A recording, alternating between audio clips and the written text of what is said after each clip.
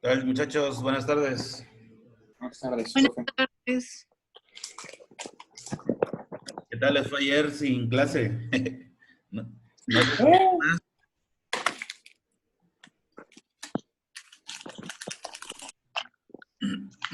¿Cómo está usted? Bien, bien. ¿Cómo le fue ayer saliendo? Bien, casi no salgo. Pensé que el mundo estaba más paralizado, pero no, había mucha gente. Pues sí. Provecho. Y voy a empezar a tener el problema del cabello, que lo tengo muy largo. Veo que, Peregrina, ¿te pusiste gel?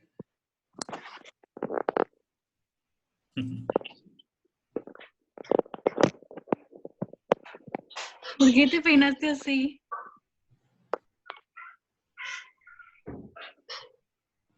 No sabe que no tiene audio. Es que, ya tengo audio. De por sí estoy cabezón. Y te con el pelo largo se me esponja. Me veo el doble de cabezón. Y vaya, pues, me peino. ¿Y ya? Por mientras seré Nicolás Tesla. ¿Cuántos somos ya con Iván? Somos, bueno, ustedes son 2, 4, 6, 8. Yo creo con ellos, con estos, ¿no? Y a ver si entran más y troncosos, supongo. Bueno, haciendo un repaso de lo que vimos la última vez. Voy a regresarme un poquito. Ahí están viendo las diapositivas, ¿verdad? Sí. Sí. Ahí. Ah, bueno, esto. Vimos así rapidísimo. A partir de aquí fue, ¿no? Sí. El proceso de la conquista que se dio a través de dos grandes tipos, que la primera fue material o la lucha armada y la otra fue la parte espiritual, la intervención de la Iglesia Católica Cristiana para tratar de alguna u otra manera, completar o concluir este proceso de conquista. Que a lo mejor nos faltó un poquito cerrar este tema diciendo que en el caso de España con México no hubo conquista, pero sí existe el término real en otros ejemplos. Cuando el Imperio griego, por ejemplo, ahí sí eran conquistas. Llegaba al pueblo, llegaban los militares griegos a las otras naciones nuevas y ni siquiera había necesidad de un conflicto armado. Ellos voluntariamente decidían ser parte del imperio. Querían ser parte de los griegos y con ello adquirían sus usos y costumbres, tenían acceso a todo lo que los griegos tenían. Es decir, anhelaban incluso ser parte del imperio. En el caso de España, el término de conquista, pues es más bien un proceso de dominación que hicieron los españoles en contra de algunos pueblos o de la mayoría de los pueblos del mundo indígena, del mundo prehispánico. Bueno, vimos que para el proceso de conquista, la conquista material, hubo tres grandes eventos o tres grandes zonas del país que se disputaron. La más conocida de todas es la expedición de Hernán Cortés, pero pues también está la de Cristóbal de Olid, que estuvo o que se encargó de la parte occidente del territorio mexicano, en las costas del Pacífico, concretamente en la región de Michoacán, Jalisco, Nayarit, Sinaloa. Y por el otro lado, en la parte del sureste mexicano, le tocó hacer esa conquista a Francisco de Montejo. Y también vimos que respecto a la conquista espiritual, se dio a través de diferentes factores. Uno de los primeros fue el crear un tipo de creencia ya nativa, y para ellos está La Virgen de Guadalupe. la construcción primero de edificaciones religiosas, incluyendo algunos conceptos prehispánicos, como las imágenes, como estas esculturas en miniatura de algunos santos o de algunas vírgenes. Y también, desde luego, la incorporación al dogma religioso de la Virgen de Guadalupe a partir del año de 1531. Por otro lado, también vimos que había dos tipos de clero que se encargaron de la conquista. Los del clero secular eran los que enviaban a las órdenes religiosas a llevar la nueva religión y el nuevo idioma al resto de los pueblos. Eran los encargados de administrar, pues, a la iglesia. Y por otro lado, el clero regular, que eran las diferentes órdenes religiosas, como los franciscanos, dominicos y todos ellos, ¿no? Jesuitas, dominicos, carmelitas y todos los demás. Ahora ya pasándonos a otro tema, hablando del virreinato de la Nueva España. Ya viene este proceso que duraría aproximadamente 300 años, de 1521, cuando cae Tenochtitlán, hasta 1821, cuando se consuma la independencia. Es decir, un proceso de 300 años, en donde se implementó principalmente la forma grande de gobierno, que fue el virreinato, la que más funcionó. En los primeros momentos, Hernán Cortés, que había salido sin la autorización por parte del gobernador de Cuba, quiso estratégicamente, eso no lo van a decir los libros de historia, ¿verdad?, crear una figura jurídica para él tener el mando, tener el control. Y esa figura jurídica la logra cuando funda un ayuntamiento, que por cierto Veracruz es el primer ayuntamiento de todo el continente americano. Nada más que tiene una intención, y eso es lo que luego los libros de historia nos dicen, y pues es también un poco complicado mencionarlo.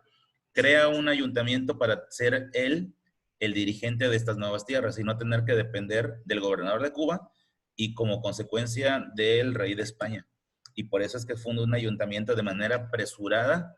Ni siquiera estaba construido la clásica iglesia y juntita el ayuntamiento, que es la tradición que tenían los españoles.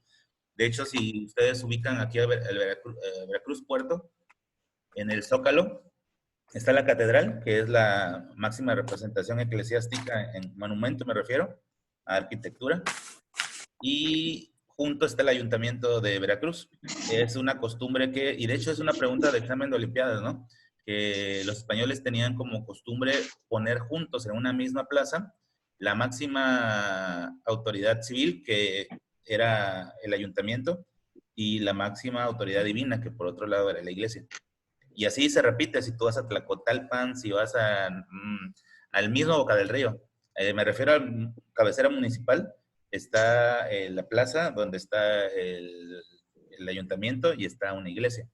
Y ese mismo proceso se repite en todas las ciudades de toda la colonia durante la Nueva España. Siempre utilizaron ese procedimiento. Entonces, bueno, vienen esos años. La Nueva España transita de esa forma de gobierno que se llamaría Capitanía General, a cargo del propio Cortés, y transitaría una forma más, se supone, más organizada, que serían las intendencias.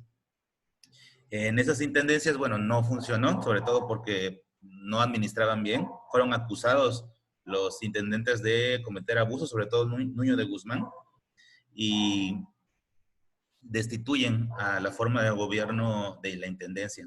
Es cambiada a una nueva forma, que sería el virreinato, que por cierto no nada más aplicó en este territorio. El virreinato también se aplicó en otras regiones de dominio español, en otras latitudes, incluyendo América y otros continentes más. Y esta forma de gobierno del virreinato es la que más perduraría durante casi esos 300 años.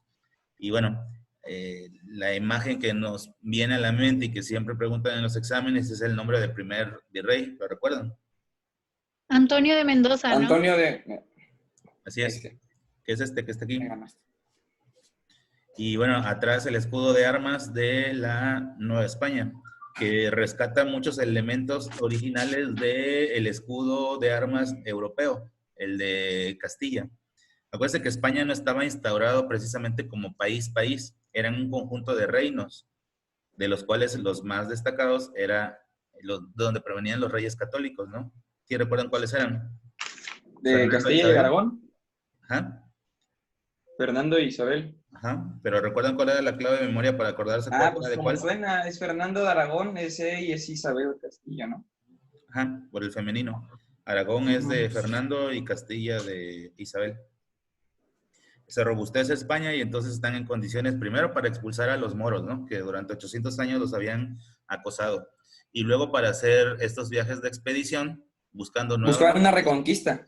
ajá, utilizando nuevas rutas, y en esas rutas casualmente descubren el continente, se hacen de riqueza, y entonces sí, peregrina, con ese recurso ya pueden implementar las guerras en contra de los moros.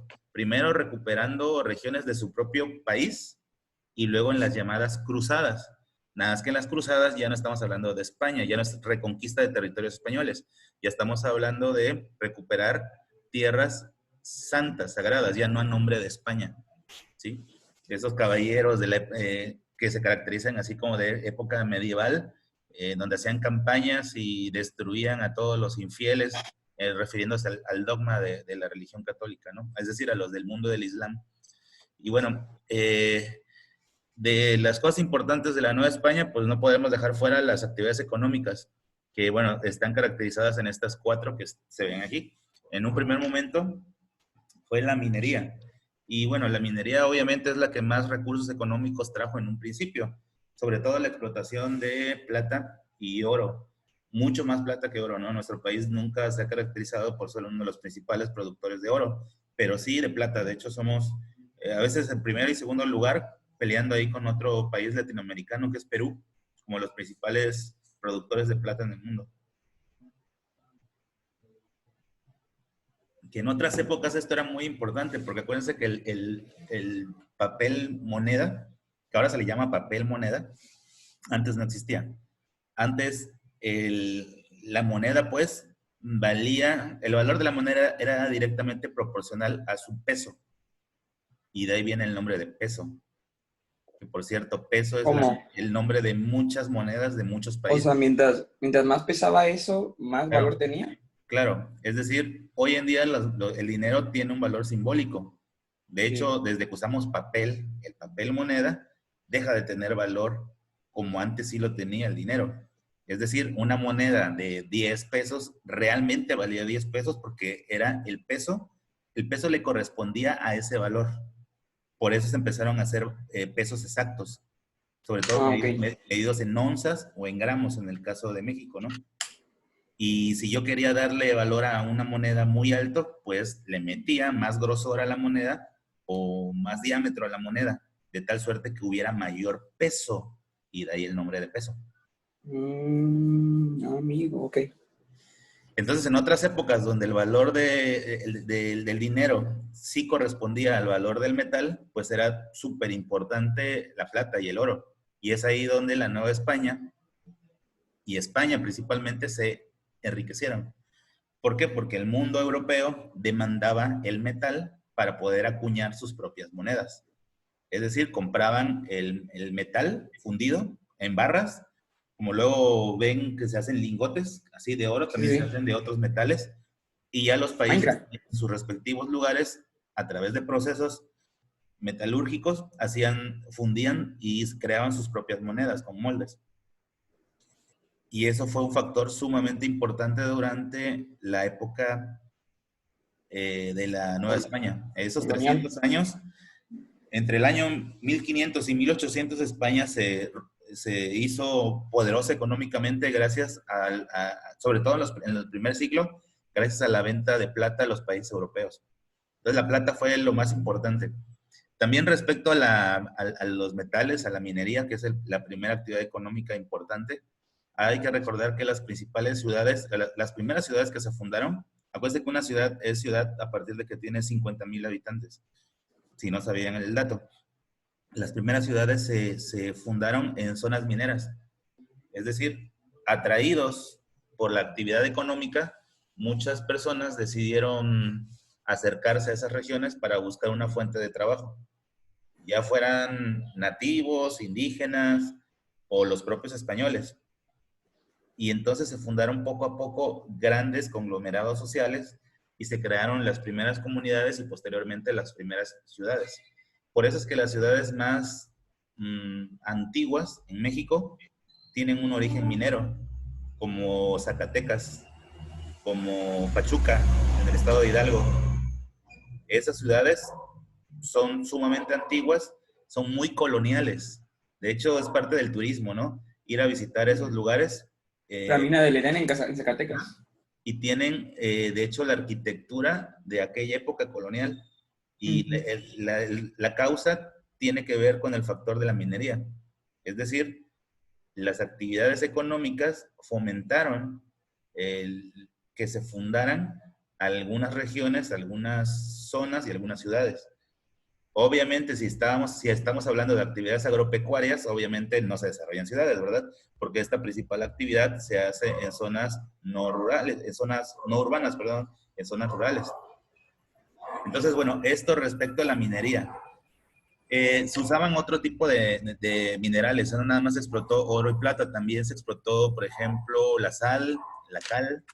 La cal también súper importante en aquellos tiempos, porque en el Mediterráneo, y para los que han tenido la fortuna, como, bueno, creo que Balán es la que va cada fin de semana ya, Ahí va, Eva. eh, en la zona del Mediterráneo se usaba, y de hecho todavía se sigue usando en algunas regiones, el pintar de blanco los exteriores de las casas, en el Mediterráneo, sobre todo en la parte esta griega, en esas zonas. Y bueno, en aquella época se utilizaba la cal americana para llevar a cabo ese proceso. De hecho, en algunos lugares todavía se pintan bardas o paredes con cal. Se dicen que se encalan las paredes. De hecho, no sé si han visto que luego en los ayuntamientos pintan las banquetas o pintan luego los árboles y que les ponen ahí un plaguicida, ¿no? Creo que esa es la verdadera intención de pintar los arbolitos, no nada más es para adorno, ¿sí? Y utilizan la cal en lugar de utilizar pintura. Igual las calles de blanco las hacen con esa misma finalidad y se utiliza cal y es mucho, mucho más barata que comprar pintura. Obviamente no tiene la calidad de la pintura, ¿verdad? Pero bueno, en aquellos tiempos se utilizaba mucho y eso le dio oportunidad a España de también ser un factor importante y también la sal. Imagínate que nuestro territorio está rodeado por todos lados de mar, entonces también se explotaba la sal. En el caso de las actividades agropecuarias, eh, no sé, ¿qué tal si Chelsea nos habla un poquito de las actividades agropecuarias que recuerde? Bueno, de la ganadería en específico. Sí, de... Las nativas y luego cómo se introdujeron las europeas, las españolas. Voy. En México en sí no existía la ganadería como se conoce hoy en día, o sea, como la introdujeron los europeos. Básicamente no había, bueno, lo que hacen los españoles es introducir las bestias de arrastre y el ganado vacuno, o sea, las vacas equino, de caprino, las aves de corral, entre otras cosas, y lo que pasa cuando introducen este tipo de animales en las tierras indígenas es que empiezan a dañarlas de manera extrema porque pues no había ningún tipo de consideración y simplemente hacían lo que querían con esas tierras. Entonces, sí fue una industria muy productiva para los españoles, pero pues eran los indígenas los que eran forzados a trabajar con esos animales y a destruir sus tierras. Y ya, creo. Previo a la llegada de los españoles en nuestro país, sí había algunas aves, de las llamadas aves de corral, pero nada que ver con, por ejemplo, el pollo doméstico de hoy en día. Y como consecuencia, el huevo, que también es una de las formas básicas de alimentación de muchos países, ¿no? Sí había consumo tanto de aves como de huevos, pero eran de diferente especie. De Por ejemplo, guajolote, ¿no? ajá, el guajolote, el que luego domesticaron, convirtieron en pavo para consumo humano a través de modificación genética. Por eso son tan gordos, originalmente no lo eran. Igual el pollo normal tampoco tenía sus características y poco a poco fue adaptándose de acuerdo a la alimentación que se le daba, que de lo que se trata es que engorde, ¿no? Para que tenga más carne y sirva para consumo humano. ¿Se acuerdan cuando se domesticó el teocintle? Ujú. Y en algún momento creo que explicamos los dibujitos, ¿no? Que haz de cuenta que la mazorca que están viendo ahí abajo, Es en la así. ilustración, tenía un diente sí y 4 dientes no. Bueno, esa domesticación y perfeccionamiento que llevó al elote que hoy conocemos así perfecto, lo mismo sucedió con algunas otras especies animales. Entonces, bueno, se consumía algún tipo de animales, pero jamás los animales que los españoles luego traerían, que es para un consumo masivo, incluyendo el ganado vacuno, el equino. Así era el tío simple. Los granos los tenía dentro. No sé si se logra notar. O sea, les noté bien. Sí, era el tío simple. ¿Sí? Como que un diente sí y 4 no. Sí, es como así. Y después como que 3 no. Ya. ¿Sí? Nada que ver con la mazorca actual, ¿no? Que es perfecta, ¿no? Y que incluso los colores son más vivos, que en aquel tiempo incluso tenían un color más pálido.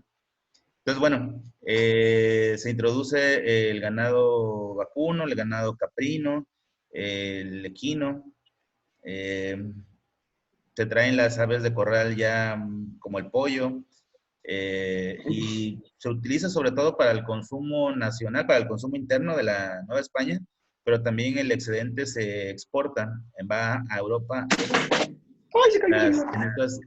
en estos grandes galeones o grandes embarcaciones con rumbo a Europa, ¿no? Al puerto de Cádiz, sobre todo, ¿no? Que muchos luego dicen que, ¿por qué otros puertos más importantes españoles, como el de Barcelona, por ejemplo, no se utilizaban? Bueno, pues tiene que ver con geografía. La Porque parte, Barcelona no, les quedaba hasta el otro lado de España. ajá, haz de cuenta que utilizando la plantilla que está ahí, el dibujo ese de las actividades, haz de cuenta que Cádiz está donde está la punta de la pica esa que está en la piedra, que lo que parece martillo, y Barcelona estaría acá por las manos de lo que está bajo la imagen del comercio. Entonces es mucho más el recorrido marítimo y por esa razón es que se utiliza este puerto. También destacan las actividades agropecuarias, agrícolas, perdón. El conjunto de actividades son agropecuarias, pero cada una de ellas tiene un nombre particular: ganadería, agricultura. En el caso de la agricultura, también los españoles introducen ciertos cultivos que se convertirían en muy importantes y que hasta los creemos nativos, ¿no? Por ejemplo, muchos piensan que el café es muy nuestro, ¿no? Que sobre todo en regiones como Veracruz, Oaxaca, en Chiapas, ¿no? Que son los lugares donde hay mucha producción de café, se piensa que es de aquí, y no, fueron Oiga, traídos por los españoles durante la Nueva España. oiga, profe. Sí, Dice Ángela que si la mete a la clase. no, no me ha llegado ninguna notificación. Ah, ok, le digo en el grupo entonces. Así, ya, Perfecto. ya está. Bueno, les decía, además del café, también la que sería casi la reina de los cultivos después del maíz, obviamente, pues sería la caña de azúcar, también traída por los españoles en sus diferentes viajes. Los europeos trajeron la caña de azúcar de África. Y bueno, debido a las características medioambientales, es un cultivo que es muy apto en estas latitudes, y los españoles tuvieron a bien hacer cultivos aquí y llevarse la producción a las otras colonias y sobre todo a Europa. Y eso también les dejó una enorme riqueza. Además del café, la caña de azúcar, también el tabaco, que los amerindios ya fumaban algún tipo de hoja en algunos lugares, pero no la hoja de tabaco específica que trajeron los españoles. Y bueno, trajeron muchos más cultivos, ¿no? Pero destacan estos. Y se arraigaron algunos cultivos que ya existían, como en el caso del frijol o en el caso de la calabaza, el amaranto, la vainilla, que eran productos agrícolas que ya existían. Eh, Algunos de estos productos exóticos se llevaron a Europa así con todo renombre, así como que la maravilla gastronómica llevada desde tierras americanas, no, así se vendía. Por ejemplo, en el caso del achiote, ¿no? Que jamás en ninguna otra parte lo conocían, como el uso de la vainilla, ¿no? Que es un aromático muy importante. Entonces también eso le dio un gran realce económicamente a España. Y bueno, otra actividad muy importante es el comercio, que involucra todas las anteriores, obviamente, ¿no? Si yo tengo un excedente de plata y la llevo a Europa, utilizo el comercio. Igual ocurre con la ganadería o con la agricultura.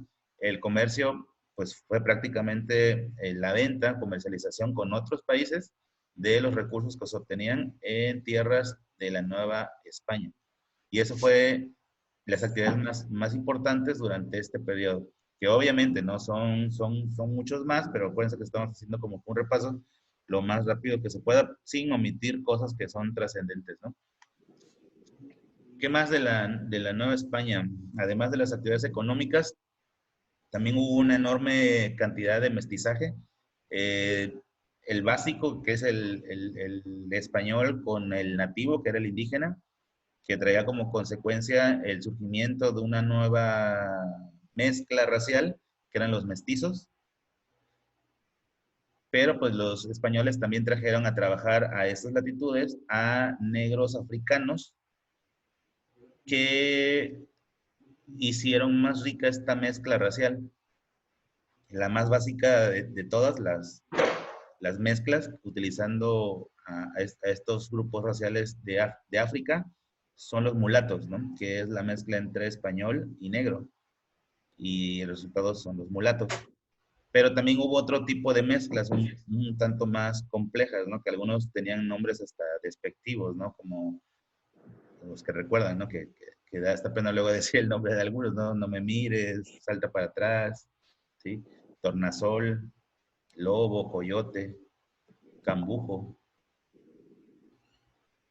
Entonces, bueno, eso es lo que permitió el amplio mosaico cultural y racial a través de las diferentes mezclas que se dieron en esos 300 años. Porque hay países de América Latina donde prevalece más una raza que otra, y voy a poner ejemplos contrarios. A ver, por ejemplo, en países como Bolivia, prevalece el grupo racial amerindio, es decir, los originales. Porque no había mar, Sin, ¿no? Porque no hay mar ahí. sin tanto mestizaje. Déjeme que plantee primero tres ejemplos muy diferentes uno de otro. Entonces, Bolivia, donde hay una gran muestra de todavía rasgos originales de indígenas. Pero por otro lado, tienes a países como, y bien cerquita de ahí, como por ejemplo decir Ecuador, donde hay una superioridad de rasgos negros en la población. Otro país, por ejemplo, Colombia, donde prevalece la raza negra. Ahora nos vamos al extremo opuesto. ¿Qué les parece, por ejemplo, Uruguay? Por ejemplo, Argentina, que son muchos menos comunes rasgos, uno, amerindios originales, o dos, rasgos negroides en su población. Es muy raro. Entonces, ¿por qué esa diversidad? ¿Por qué, por ejemplo, Bolivia tiene en su población rasgos muy autóctonos? ¿Por qué Ecuador, Colombia tienen rasgos donde prevalece la raza negra? ¿Y por qué en países como Argentina, Uruguay, parecería Blanco. que ahí no pasó el mestizaje? ¿Alguien que quiera opinar de manera congruente, que no sea ni Chelsea ni Peregrina, que ya hablaron? O sea, de Argentina yo sé que, o sea, pero ya es más cerca de nuestros años, es que también llegaron muchos europeos, ¿no? Allá, Sí. como los italianos, por eso es que ellos tienen como que cuando hablan como si fueran italianos, pero en español. O sea, por eso tienen ese cantadito, porque más que nada llegaron más los italianos. O sea, nosotros fue más los españoles, y pues sí, llegaron también los españoles allá antes, y ya de ahí para ellos llegaron los italianos después. Sí, ya es Yo, época ya moderna, tiene que ver con las guerras mundiales, tiene que ver Sí, sí, sí. sobre todo con la Segunda Guerra Mundial y Sí, con que se tenían que ir para los sobrevivir y refugiados, todo. ajá, y que muchos de ellos, pues nadie los quería aceptar, ¿no? Y Argentina hizo un acuerdo, por ejemplo, aceptó muchos migrantes italianos, y por eso muchos apellidos de argentinos son Son apellidos italianos. italianos. Ajá. Profe, Pero Oiga, eso es más de la profe. modernidad. oiga, Ajá. profe, Pero incluso, perdón, voy Mariana, pero incluso antes de esto, Balam, antes de ya, eso ocurrió a partir de los años finales de los 1930, 1940, pero yo te hablo que ya desde antes de esa fecha prevalecía en Sudamérica rasgos mucho menos mestizos Sí, que el sí, sí. resto del... Mariana, ahora sí, perdón. pues nada más de que ahorita que había dicho esto lo de las guerras mundiales, mi abuela era italiana, pero se vino a México por la Segunda Guerra Mundial y pues se casó con un señor y ya a mi papá pues. Sí. ¿Se vino antes de la guerra o durante la guerra? No me acuerdo, pero supongo que... Sí, muchos de ellos tuvieron bastantes problemas, incluyendo en nuestro país, porque tenías un apellido italiano, japonés o alemán, y aguas, porque eran los tres países del eje y los enemigos del mundo. E incluso en nuestro país, con Manuel Ávila Camacho, se hicieron políticas bien Estrictas. ajá, sí, basadas en quitarle todos los bienes económicos a los que tuvieran familias de origen japonés, italiano o alemán, incautarle los bienes, incluso mandarlos deportados a Estados Unidos a los campos de concentración norteamericanos. Porque si creen que nada más hubo campos de concentración nazis, no, que son los más conocidos. ¿Se acuerdan el rasgo de siempre de que la historia le escribe el que gana?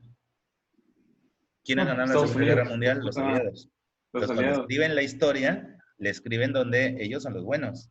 Lo de En la donde industria cultural. nunca se mencionan los campos de concentración que hubo en Estados Unidos, en donde igual el mismo tratamiento que le daban los nazis a los judíos y a otros, igual en Estados Unidos a los alemanes, a los italianos y a los japoneses. Y nuestro país también participó, de hecho, De hecho, hicieron toda una política para hacer una persecución en contra de las familias que tuvieran estos antecedentes. Entonces, pero como la historia le escribe el que triunfa, le escribieron de tal suerte que el malo es Hitler. Y entonces, ¿cómo es que en Norteamérica había judíos refugiados y así? ¿Cómo? Que en Estados Unidos había judíos refugiados. Había judíos refugiados. Sí. Pero es que es diferente, porque los judíos no estaban del lado de Alemania ni de ellos. Pero eran alemanes al final de cuentas. Pero eran las víctimas, eran las que Pero estaban exactamente, siendo eran víctimas de tal país. Sí, tenían, Ajá, o sea, eran de Alemania, pero no iban con Alemania. A los que ¿sabes? estaban a favor del pensamiento nazista eran los que les daba cuello. sí. Y además, los judíos tienen como ciertas características que son, o sea, La nariz muy prominente, la nariz alta, los la ojos barbilla, medio- son altos. Sí. Presentan algunos rasgos todavía originales de la región de donde ellos son, que después de la Segunda Guerra Mundial, por cierto, les dieron un territorio, lo que hoy es el país de Israel. Pero bueno, no hay que confundir la nacionalidad, que muchos judíos eran de origen alemán, sobre todo con la característica religiosa, que los judíos profesan el judaísmo, que se oponía en muchos casos a las ideologías nazistas implementadas durante el régimen de Adolfo Hitler. Oiga, Pero hay un profe, factor bien importante. Estamos en historia de México y no estamos viendo historia universal. Es que la persecución en contra de los judíos tenía un fin económico. Es que los judíos tenían el control económico de Alemania y de Europa. ¿Y qué hizo Hitler? Perseguirlos, encarcelarlos, ejecutarlos, torturarlos y quitarles su riqueza. Y sirvió como una buena cantidad para financiar la carrera armamentista durante la Segunda Guerra Mundial. Y eso, bueno, es bastante cruel, pero es que los judíos tenían el control económico del momento y también eran los grandes intelectuales. Entonces, bueno, Oiga, profe, hablando sobre lo que dijo hace rato de que por qué los bolivianos no tienen rasgos ya originales de sus nativos pueblos, ¿no será porque no tienen mar cerca? no, son múltiples factores. Bueno, pero uno Pero puede tiene ser que ver ese, ¿no? con que, fíjate lo que tiene que ver. Y te lo voy a explicar con ejemplo de otro país. A ver. Te lo voy a explicar con Haití. Haití es un país 100% negro. No hay mestizaje tampoco, ahí al revés. Ahí son puros, todos son negros. ¿Pero sabes por qué? Porque no le interesó a España. Era una isla donde, pues, era una isla. Y había recursos naturales, había pesca, pero no había plata, pero no había oro, pero no había altura para permitir ciertos cultivos, como por ejemplo el café, en donde sí era una zona tropical y llovía y todo, pero no se daban tanto algunos mm, productos agrícolas por las temperaturas. Y por eso quedó en el abandono. Por eso fue el lugar donde los negros que se querían independizar del yugo español iban de refugiados buscando la libertad en esa isla. De hecho, Haití es el primer país que se independiza de España y lo hacen porque buscan, era como que la libertad prometida. Si llego a Haití ya soy libre, y muchos de ellos huían y escapaban de sus respectivos amos en los diferentes lugares de América donde había esclavitud y conseguían en automático su libertad. ¿Me decías, Vero Millán? Ah, es que, bueno, creo, respondiendo a su pregunta, creo que podría ser porque algunos países, bueno, ajá, algunos países, por ejemplo, España fue como, entre comillas, inclusivo, porque se mezclaron pues las razas, ¿no? Uh-huh. Pero hay algunos países que cuando llegaron a colonizar lo que hicieron fue como exterminar y que no hubiera mestizaje. Entonces por eso no hubo un intercambio de razas y por eso no, pues no se ve la diferencia de razas como aquí en México. Sí, son múltiples factores, les decía, pero muchos obedecen a la parte económica. El hecho de que no hubiera algo de interés en ese país, en esa región, hacía que quedaran como que en el abandono, como que podían vivir en cierta libertad, y no porque tuvieran libertad, sino porque no había interés por parte de los españoles. Y eso y otros factores más, ¿no? Pero bueno, son una de las explicaciones más contundentes para diferenciar las características raciales que tienen los diferentes países de América Latina. Lo que dice Vero Millán respecto a aniquilar, exterminar, por ejemplo, fue la política que quiso implementar Estados Unidos. O sea, Estados Unidos asesinaba a los amerindios. Había campañas y persecuciones, le hacían la guerra a los amerindios. Los Cheyennes, Pieles Rojas, Cherokees, Hurones, Apaches, todos ellos, Sioux, fueron exterminados por los ingleses.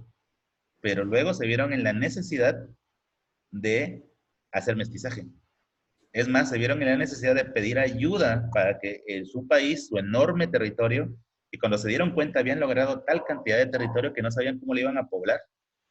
Y entonces abrieron la frontera para que migrantes de todas partes del mundo, sobre todo en los años, en el siglo XIX, en los años 1800, y en el siglo XX, en los años 1900, que hoy en día obviamente hay una política de restricción migratoria muy fuerte.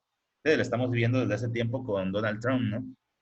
Pero en otras épocas era tener la puerta abierta porque necesitamos gente que migre a nuestro país para que seamos productivos, para crecer, porque somos un país con poca población. Bueno, eso lo aprovecharon muchos migrantes de todas partes, por eso que en Estados Unidos hay de todos los países, ¿no? Hay asiáticos, hay árabes, hay africanos, hay de todas partes, ¿no? Y con el paso del tiempo y ya en la modernidad, ahora se ha intentado como que disminuir este proceso de intercambio, ¿no?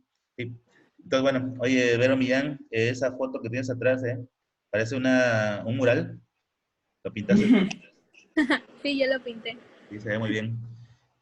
Hablando todavía de la colonia y de la Nueva España, acuérdense que la parte del territorio estaba dividida. Falta un minuto hasta que nos corte, ¿sale? A ver si podemos acabar la parte del territorio. Dale. En el caso de la Nueva España, acuérdense que había que configurar territorialmente para tener una mejor administración. No puede una sola persona o pocas personas tener el control de todo un territorio porque dejaría mucho trabajo a las personas y no lo administrarían bien. Y entonces se hicieron demarcaciones. Las primeras demarcaciones son como las que vemos aquí. Curioso, ¿no? Que los mexiquenses, los mexicanos, los que están en la zona verde, tenían mar. Y por los dos lados, tenían Golfo, en Veracruz, por ejemplo, y tenían Pacífico, en esta zona de acá, de Guerrero, Oaxaca. Y era un solo estado. Es decir, México como tal, a esta región no le decían Reino de la Nueva España, le decían México. Y este ¿Por qué? México tenían playa. Como un uso y costumbre, no porque se llamara exclusivamente así. Como era la región más importante de los mexicas, pero bueno, también se dividieron en otros territorios, sobre todo en reinos, en los primeros años, como los reinos que ven